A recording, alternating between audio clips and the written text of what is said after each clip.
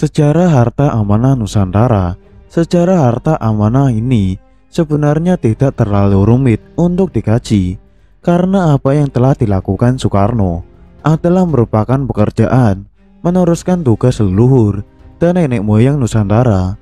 Sebelum membahas lebih jauh, mari kita merubah konsep harta amanah Soekarno menjadi nama harta amanah Nusantara, karena Soekarno sendiri tidak pernah mengatakan bahwa aset raja-raja Nusantara ini adalah bukan atas nama beliau pribadi.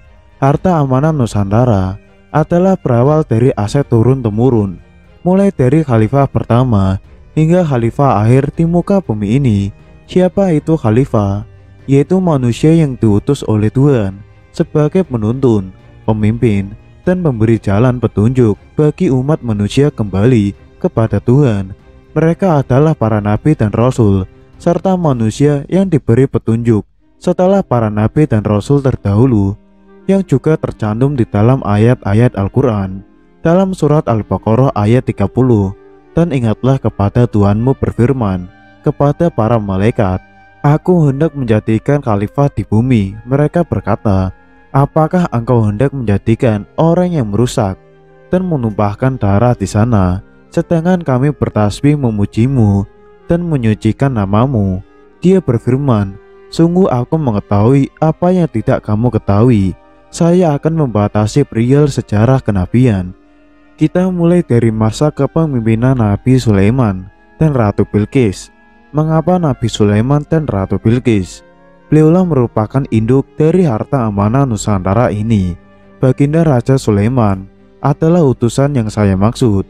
Harta bumi yang dititipkan Tuhan kepada makhluknya sebagai khalifah di muka bumi ini berawal dari sejarah kepemimpinan Nabi Sulaiman dan kekayaan Ratu Bilqis.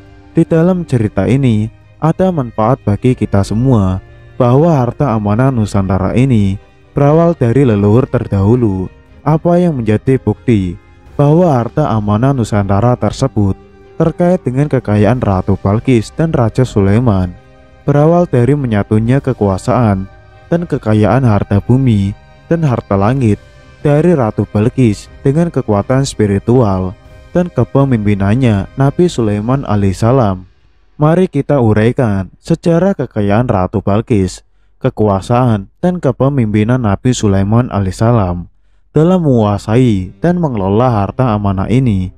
Salah satunya, bukti situs merupakan rasa hormat dan cinta Nabi kepada Ratu Bilqis adalah Candi Borobudur yang dipindahkan dalam satu kedipan mata atas perintah Nabi Sulaiman dalam rangka memenuhi permintaan Ratu Bilqis untuk memindahkan istana Ratu Bilqis.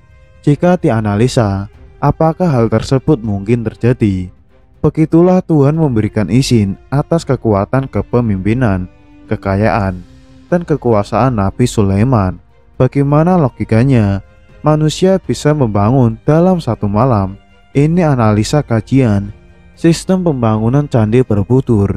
Yang pertama, dibangun dengan sistem teknologi teleportasi. Bangunan Candi Borobudur telah dibangun di tempat yang berbeda, namun memindahkan dengan teknologi teleportasi. Maka seorang manusia sanggup memindahkannya dengan kekuatan teleportasi terdiri dari makhluk gaib dan atau kekuatan gaib. Dan hal ini 100% bisa terjadi karena dalam Al-Quran dijelaskan bahwa Nabi Sulaiman memindahkan istana Ratu Bilqis dalam seketip mata. Yang kedua, dibangun dengan sistem prajatak atau brikes. Jadi bagian semua bangunan sudah diproduksi sebelumnya, tinggal dikirim ke lokasi pembangunan dalam bentuk tinggal merangkai dan memasang atau knockdown. Dan proses merangkainya bisa dilakukan dalam satu malam. Yang ketiga, dibangun oleh tenaga manusia.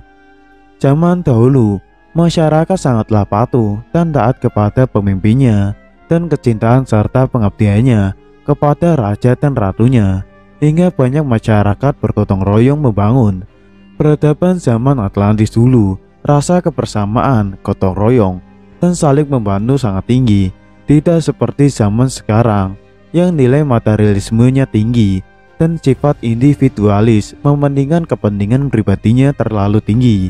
Yang keempat, dibangun dengan panduan hewan, jin, dan makhluk lainnya. Kalau hal seperti ini, pemindahan istana Ratu Balqis dengan atas perintah Nabi Sulaiman memerintahkan pasukan jin yang sanggup bekerja dalam seketip mata adalah hal yang wajar, mengingat Nabi Sulaiman sanggup bicara dengan tumbuhan, hewan, jin, dan makhluk lainnya. Demikianlah sekilas sejarah harta Nusantara. Berawal dari para nabi, kisah kekayaan dan kekuasaan Nabi Sulaiman dan Ratu Balqis tercantum dalam surat An-Naml ayat 10-44 dan surat As-Saba, surah yang menjelaskan tentang negeri Saba dengan berbagai macam karunia dari Allah Subhanahu wa Ta'ala berupa kemewahan dan tanah subur, sehingga rakyat yang menempati negeri Saba bisa hidup dengan makmur dan aman. Berdasarkan situs candi dan tanda-tanda yang termaktub dalam Al-Quran, menyatakan bahwa peristiwa Raja Sulaiman dan Ratu Balqis terjadi di Nusantara ini. Negeri ini berawal dari kekuasaan dan kekayaan serta kemakmuran negeri Saba yang dipimpin oleh Ratu Balqis yang ditaklukkan oleh Raja Sulaiman. Harta amanah Nusantara dipengaruhi oleh dua kepemimpinan besar dan berpengaruh, yaitu kepemimpinan Ratu Balqis dan Baginda Raja Sulaiman. Siapa dan apakah kekuasaan dan kekayaan Ratu Balqis dan Raja Sulaiman yang memberi pengaruh besar bagi kekayaan harta Nusantara? Ratu Balqis memiliki kekayaan dan kekuasaan yang tiada tara. Kekayaan dan kemakmuran yang dipimpin Ratu Balqis membuat Ratu Balqis menjadi pemimpin yang sombong di negeri Saba yang makmur dan subur. Dengan kemampuan dan kepemimpinan serta kewibawaan Raja Sulaiman atas anugerah Tuhan, maka Raja Sulaiman dapat menaklukkan kekuatan dan kekuasaan Ratu Balqis hingga dari menyembah matahari menuju ketundukan penyerahan diri kepada ajaran dari Tuhan atau jalan yang lurus. Pada akhirnya menikahlah Raja Sulaiman dan Ratu Balqis, kemudian menjadikan dua kekuatan ini menjadi kekuatan dan penyatuan harta kekayaan dan kemakmuran negeri Nusantara. Ratu Balqis memiliki kekuatan dalam ilmu dunia dan kegaiban, di mana beliau mampu mengelola secara teknologi dari ilmu pengetahuan, pertambangan, ekonomi, strategi perang, pemanfaatan secara gaib dan nyata, perihal pengelolaan dan penguasaan sumber daya alam dan manusia di negerinya. Saat itu, rakyat dan pemerintahan negeri Saba makmur dan sejahtera, tanah negeri pun subur, hasil berlimpah, tambang minyak bumi, batu mulia berlian, intan permata, dan kekayaan tumbuhan dan hasilnya negeri yang indah, berlimpah, di bawah pemimpin Ratu Balqis.